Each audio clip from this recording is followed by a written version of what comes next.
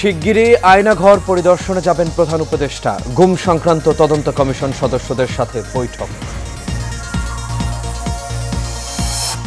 সরকারের রোডম্যাপ অনুযায়ী নির্বাচনের প্রস্তুতি চলছে, জানালেন সিইসি। কাল থেকে ভোটার তালিকা হালনাগাদ। নির্বাচন নিয়ে ঐক্যমত্য প্রয়োজন বললেন তারেক রহমান। অনুপ্রবেশকারীদের বিষয়ে সতর্ক থাকার আহ্বান। এবং পিলখানা হত্যাকাণ্ডের বিস্ফোরক মামলায় জামিন পেয়েছেন 2 শতাধিক আসামি। স্বজনদের বাঁধ ভাঙা উচ্ছ্বাস।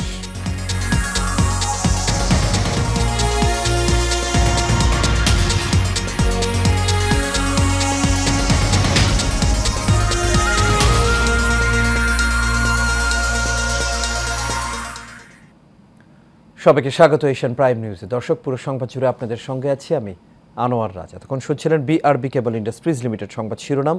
এবার চলে যাচ্ছে পুরো খবরে। শিগগিরই আয়নাঘর পরিদর্শনে যাবেন অন্তর্বর্তী সরকারের প্রধান উপদেষ্টা অধ্যাপক ডক্টর মোহাম্মদ ইউনূস। রোববার বিকেলে রাষ্ট্রীয় অতিথি ভবন যমুনায় গুম সংক্রান্ত তদন্ত কমিশনের সদস্যদের সঙ্গে বৈঠকে প্রধান উপদেষ্টা এই কথা জানান। বিকেল 5:30টার দিকে অনুষ্ঠিত ওই বৈঠকে প্রধান উপদেষ্টাকে গুমের ঘটনায় তদন্তের অগ্রগতি সম্পর্কে জানান কমিশনের সদস্যরা। সেই সঙ্গে তারা ডক্টর ইউনূসকে জয়েন্ট ইন্টারোগেশন সেল, যা আয়নাঘর নামে পরিচিতি পেয়েছে, সেগুলো পরিদর্শনের অনুরোধ জানিয়ে বলেন, প্রধান উপদেষ্টা আয়নাঘর পরিদর্শন করলে গুমের শিকার ব্যক্তিরা আশ্বস্ত বোধ করবেন ও অভয় পাবেন। জবাবে কমিশনের আহ্বানে সাড়া দিয়ে প্রধান উপদেষ্টা বলেন, আপনাদের তদন্তে যে ঘটনাগুলো উঠে এসেছে তা গা শিউরে ওঠার মতো। আমি শিগগিরই আয়নাঘর পরিদর্শনে যাব।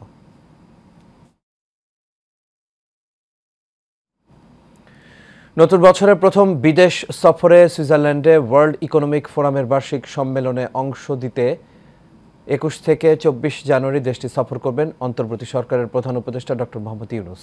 রোববার সন্ধ্যায় ফরেন সার্ভিস একাডেমিতে এক ব্রিফিংয়ে এসব তথ্য জানান প্রধান উপদেষ্টার উপ প্রেস সচিব আবুল কালাম আজাদ মজুমদার। তিনি জানান, সোমবার রাত 1টায় প্রধান উপদেষ্টা সুইজারল্যান্ডে যাচ্ছেন। সম্মেলন শেষে 25 জানুয়ারি দেশে ফিরে আসবেন। এর মধ্যে জার্মানির চ্যান্সেলর, ফিনল্যান্ডের প্রেসিডেন্ট, বেলজিয়ামের রাজা ও অন্যান্য গুরুত্বপূর্ণ ব্যক্তিদের সঙ্গে বৈঠক করবেন।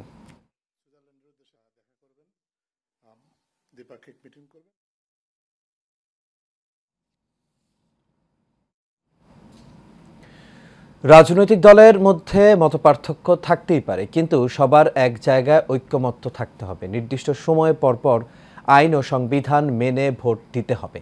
নির্বাচন হতে হবে। ভোটই একমাত্র জবাবদিহিতা তৈরি করতে পারে। শহীদ রাষ্ট্রপতি জিয়াউর রহমানের 89তম জন্মবার্ষিকী উপলক্ষে বিএনপি আয়োজিত এক আলোচনা সভায় তারেক রহমান এসব কথা বলেন। ওয়ালিদ সিদ্দিকীর রিপোর্টে দেখুন বিস্তারিত। রাজধানীর ইঞ্জিনিয়ারিং ইনস্টিটিউশন মিলনায়তনে শহীদ রাষ্ট্রপতি জিয়াউর রহমানের 89তম জন্মবার্ষিকী উপলক্ষে আলোচনা সভার আয়োজন করে বিএনপি। সভায় প্রধান অতিথি হিসেবে ভার্চুয়ালি উপস্থিত ছিলেন বিএনপির ভারপ্রাপ্ত চেয়ারম্যান তারেক রহমান। শহীদ রাষ্ট্রপতি জিয়াউর রহমান যখন দেশ পরিচালনা করেছেন, প্রধান অতিথির বক্তব্যে তিনি বলেন, ছোট বড় রাজনৈতিক দল ও শক্তি বিএনপির সমালোচনা করছে। জনগণই প্রকৃত শক্তি, তাই নেতাকর্মীদের জনগণের পাশে থাকার আহ্বান জানান। কিছু কিছু রাজনৈতিক শক্তি, যেই হোক না, যত ছোট বড়ই হোক না কেন, তারা বিভিন্নভাবে আমাদের বিপক্ষে, ওই মোটরসাইকেল আমাদের কিছু কাজ কামের কারণে তার সাথে আমাদের নেতাকর্মীদেরকে যুক্ত করে কিছু কিছু কথা বলার চেষ্টা করছে। আমাদেরকে সতর্ক সচেতন হতে হবে সহকর্মীবৃন্দ। বারে বারে আমি বলছি, সেই জনগণই হচ্ছে আমাদের শক্তি, জনগণই হচ্ছে আমাদের সমর্থন, জনগণই হচ্ছে শক্তি। তিনি আরো বলেন, জবাবদিহিতা সৃষ্টিতে ভোটের কোনো বিকল্প নেই। বিভিন্ন রাজনৈতিক দলের বিভিন্ন মতবাদ আছে, বিভিন্ন আদর্শ আছে, তবে একটি ব্যাপারে আমাদের সকলকে একটা জায়গায় মনে হয় আসা উচিত। একটি ক্ষেত্রে যে কোনো মূল্যে এক জায়গায় আমাদেরকে থাকতে হবে, সেটি হচ্ছে নির্দিষ্ট সময় পরে পরে দেশের নিয়ম, আইন, কানুনের, সংবিধান যে সময়টি বেঁধে দিবে, সেই সময় পরে পরে অবশ্যই রাষ্ট্রের বা সরকারের প্রতিটি পর্যায়ে যেখানে নির্ধারিত হবে সেখানে ভোট হতে হবে। আলোচনা সভায় সভাপতিত্ব করেন মির্জা ফখরুল ইসলাম আলমগীর। এ সময় তিনি বলেন, জিয়াউর রহমানের নাম মুছে ফেলার ব্যর্থ চেষ্টা করেছে আওয়ামী লীগ। যে নামটাকে তারা ভুলিয়ে দিতে চেয়েছিল আওয়ামী লীগ, শহীদ প্রেসিডেন্ট জিয়াউর রহমানের নাম তারা মুছে দিতে চেয়েছিল ইতিহাস থেকে, বাংলাদেশ ইতিহাস থেকে। আজকে যে নির্মম পরিহাস, তাদের নেতার মূর্তি ছবি যেখানে আছে বাংলাদেশের জনগণ সমস্ত নামিয়ে ফেলেছে, আর শহীদ প্রেসিডেন্ট জিয়াউর বীরত্বের নাম সবার সামনে ভেসে আসছে। অনুপ্রবেশকারীদের দলে না ভেড়ানো এবং বিভ্রান্তমূলক কাজ না করার জন্য দলের নেতাকর্মীদের অনুরোধ করেন বিএনপি নেতারা। স্বাধীনতার পরে এই যে তার যে অবদান। Walid Siddiqui, Asian television, Dhaka. পিলখানা হত্যাকাণ্ডের ঘটনায় বিস্ফোরক আইনের মামলায় ২৫ শতাধিক আসামি জামিন পেয়েছেন। কেরানীগঞ্জের কেন্দ্রীয় কারাগারে স্থাপিত অস্থায়ী আদালতে রোববার শুনানি শেষে এই আদেশ দেন ঢাকার বিশেষ ট্রাইব্যুনাল ১-এর বিচারক ইব্রাহিম মিয়া। এদিকে আসামিদের স্বজনরা সকাল থেকে কারাগারের মূল ফটকের সামনে অবস্থান করেছেন। প্রিয়জনদের জামিনের জন্য তাদের প্রার্থনা করতেও দেখা গেছে। রকিব মানিক রিপোর্ট করেছেন। দেশের ইতিহাসে নারকীয় হত্যাকাণ্ড বিডিআর বিদ্রোহ। ২০০৯ সালে বিডিআরের দরবার হলে ঘটে যাওয়া নৃশংস এই হত্যাকাণ্ডে ৫৭ জন চৌকস সেনা কর্মকর্তা সহ ৭৪ জন নিহত হন। ওই ঘটনায় হত্যা ও বিস্ফোরক আইনে ২টি মামলা হয়। ১৫ বছর পর বিস্ফোরক মামলার ২ শতাধিক আসামিকে জামিন দিয়েছেন আদালত। আসামি পক্ষে শুনানি করেন আইনজীবী মোহাম্মদ পারভেজ। এই মামলাটি অনেক দেরিতে তারা বিচার কার্য শুরু করে। এই পর্যন্ত ২৮৪ জন সাক্ষীর সাক্ষ্য নিয়েছে। ১২৬৪ জন সাক্ষী চার্জশিটে উল্লেখ আছে। প্রসিকিউশন টোটাল কয়জন সাক্ষী নেবেন আমরা জানি না। ইতোমধ্যে আপনারা জেনে থাকবেন যে হত্যা মামলাটির মধ্যে ২৭৭ জন আসামি তারা নির্দোষ সাব্যস্ত হয়ে তারা খালাসপ্রাপ্ত হয়েছিলেন। রাষ্ট্রপক্ষের আইনজীবী বুরহানুদ্দিন সাক্ষ্য নেয়ার প্রার্থনা করলে আদালত তা নামঞ্জুর করে জামিন আদেশ দেন। অন্যান্য খালাসপ্রাপ্ত আসামিদেরকে জামিন মঞ্জুর করা হলো, এই মর্মে একটা আদেশ দেওয়া হয়েছে। সংখ্যা আজকের আসামি পক্ষ থেকে বলতে পারেন নাই, মাননীয় বিচারকের কাছে এটা সুস্পষ্ট না।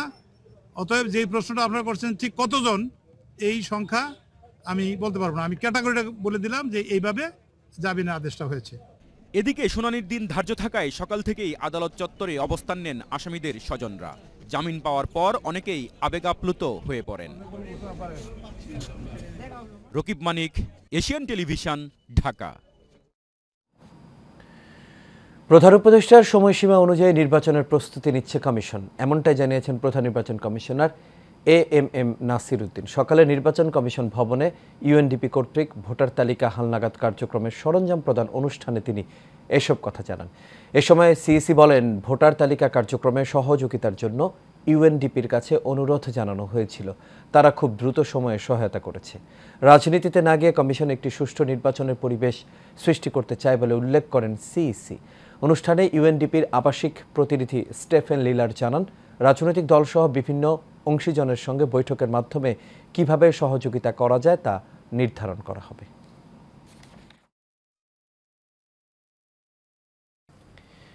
যুগের সাথে পাল্লা দিয়ে সংবাদের শীর্ষে পৌঁছাতে চায় এশিয়ান টেলিভিশন।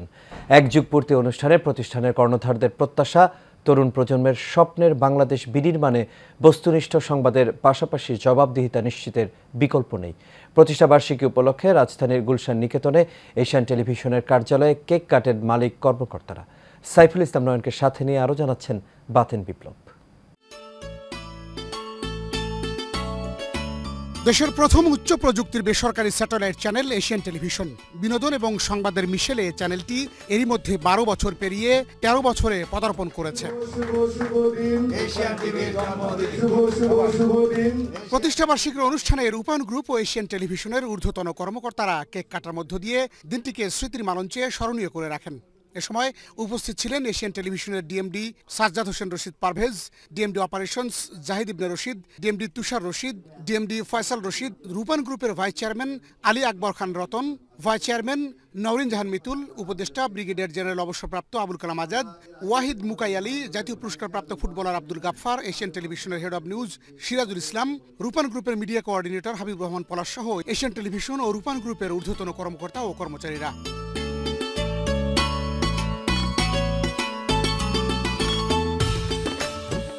দেশের প্রত্যন্ত অঞ্চল থেকে শুরু করে আন্তর্জাতিক অঙ্গন পর্যন্ত সুনামের সাথে সংবাদ এবং বিনোদন নিয়ে দর্শকদের মন জয় করেছে দেশের জনপ্রিয় বেসরকারি টেলিভিশন এশিয়ান টিভি। প্রতিষ্ঠাবার্ষিকী অনুষ্ঠানে বক্তারা বলেন, শিক্ষার্থীরা যে বৈষম্যহীন বাংলাদেশ গড়ার স্বপ্ন দেখছে, এশিয়ান টেলিভিশন তার সারথি হতে চায়। আগামীতে আরো ইমপ্রুভ করবো আমাদের বিজনেসটা, যে কারণে এখন রানিং করছি, এবং আমি আশা করবো যে আপনারা সবাই আমাদের সাথে দাঁড়াবেন এবং এই বিজনেসটাকে আরো বড় করানোর জন্য আমরা যে জার্নালিজমের দিক দিয়ে এবং এন্টারটেনমেন্টের দিক দিয়ে আরো বেশ করে একটা ইমপ্রুভমেন্ট আনতে পারি এবং আরো প্রোগ্রাম দিতে পারি এবং বেটার নিউজ দিতে পারি। এটার জন্য আপনাদের সকলকে আমাদের সাথে দাঁড়ানোর জন্য অসংখ্য অসংখ্য ধন্যবাদ। অন্তর্বর্তীকালীন সরকারের নানা সাফল্যে এশিয়ান টেলিভিশনের অগ্রণী ভূমিকা থাকবে বলেও আশাবাদ ব্যক্ত করেন কর্তৃপক্ষ।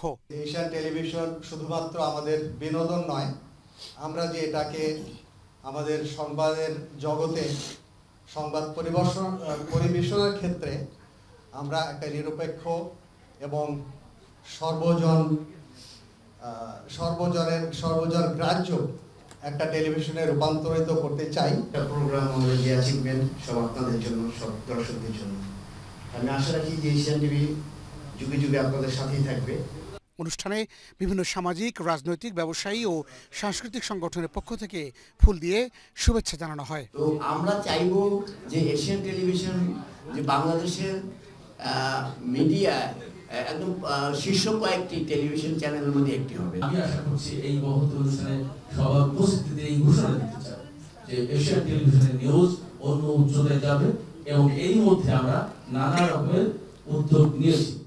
দর্শকদের জন্য আমরা নিয়মিত সম্প্রচার করছি Turkish dubbing serial Ayesha Maryam. এটা পৃথিবীর প্রায় 57টা দেশে সফলভাবে সম্প্রচারিত হয়েছে এবং এই অনুষ্ঠান টিআরপিতে 1 নম্বর অবস্থানে আছে।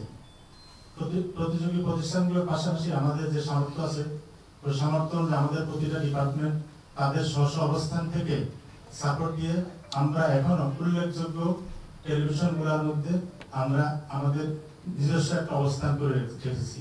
আপনাদের সবার সহযোগিতায়, আপনাদের সবার ভালোবাসায় শুধু একযুগ না, আমার ধারণা, আমি আশাবাদী যে 100 বর্ষেও আমরা থাকবো না, আমাদের পরের প্রজন্ম থাকবে, 100 বর্ষ পূর্তি এইভাবে পালিত হবে। অনুষ্ঠানে দর্শক, বিজ্ঞাপনদাতা, কেবল অপারেটর সহ সবাইকে অভিনন্দন জানিয়ে কর্ণধাররা আরও বলেন, অর্থনৈতিক উন্নয়ন, সাংস্কৃতিক বিকাশ, খাদ্য নিরাপত্তায় শতভাগ অর্জন তথা বাংলাদেশের সার্বিক উন্নয়নে অংশীদার হিসেবে কাজ করবে এশিয়ান টেলিভিশন। বাতেন বিপ্লব, এশিয়ান টেলিভিশন, ঢাকা। 2024 সালে অনুষ্ঠিত উচ্চ মাধ্যমিক পরীক্ষায় জিপিএ 5 প্রাপ্ত শিক্ষার্থীদের সংবর্ধনা দিয়েছে আদমজী ক্যান্টনমেন্ট কলেজ কর্তৃপক্ষ। বর্ণিল এই আয়োজনে ঊর্ধ্বতন সামরিক, বেসামরিক কর্মকর্তা, বিভিন্ন স্কুল ও কলেজের অধ্যক্ষ ও বিশিষ্ট ব্যক্তিবর্গ উপস্থিত ছিলেন। প্রধান অতিথি হিসেবে উপস্থিত ছিলেন জলশেরি স্কুল অ্যান্ড কলেজের chief major general Mohammad Mostagausur Rahman Khan. এছাড়াও উক্ত অনুষ্ঠানে উপস্থিত ছিলেন কলেজ পরিচালনা পর্ষদের চেয়ারম্যান ব্রিগেডিয়ার জেনারেল রেওয়ান, সেনা সদর শিক্ষা পরিদপ্তরের পরিচালক ব্রিগেডিয়ার জেনারেল শেখ মোহাম্মদ মহিউদ্দিন, কলেজের অধ্যক্ষ ব্রিগেডিয়ার জেনারেল ABM নওরোজ এহসান সহ আরও অনেকেই উপস্থিত ছিলেন।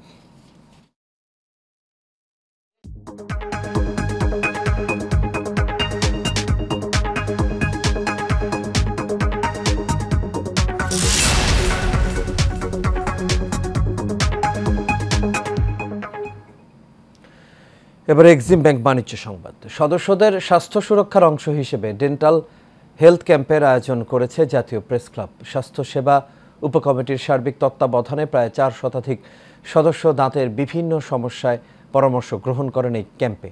সকালে প্রেস ক্লাব অডিটোরিয়ামে ডেন্টাল ক্যাম্পের উদ্বোধন করেন সভাপতি, সাধারণ সম্পাদক সহ ব্যবস্থাপনা কমিটির নেতৃবৃন্দ। দিনব্যাপী বিশেষজ্ঞ ডেন্টিস্টরা ক্লাব সদস্যদের দাঁতের রোগ সংক্রান্ত সেবা প্রদান করেন।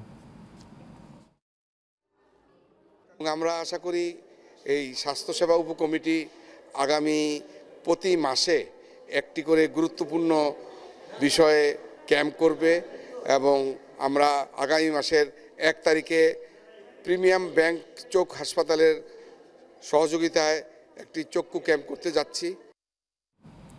আর এর সাথে শেষ করবে এশিয়ান প্রাইম নিউজ। তবে যাবার আগে BRB কেবল ইন্ডাস্ট্রিজ লিমিটেড সংবাদ শিরোনামগুলো দেখে নেব দর্শক আরও একবার।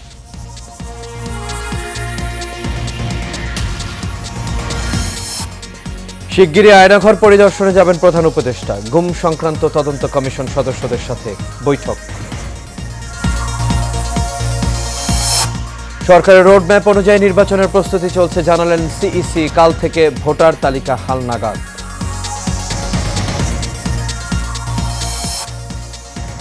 নির্বাচন নিয়ে ঐক্যমত্য প্রয়োজন বললেন তারেক রহমান। অনুপ্রবেশকারীদের বিষয়ে সতর্ক থাকার আহ্বান। এবং পিলখানা হত্যাকাণ্ডের বিস্ফোরক মামলায় জামিন পেয়েছেন 2 শতাধিক আসামি। স্বজনদের বাঁধ ভাঙা উচ্ছ্বাস।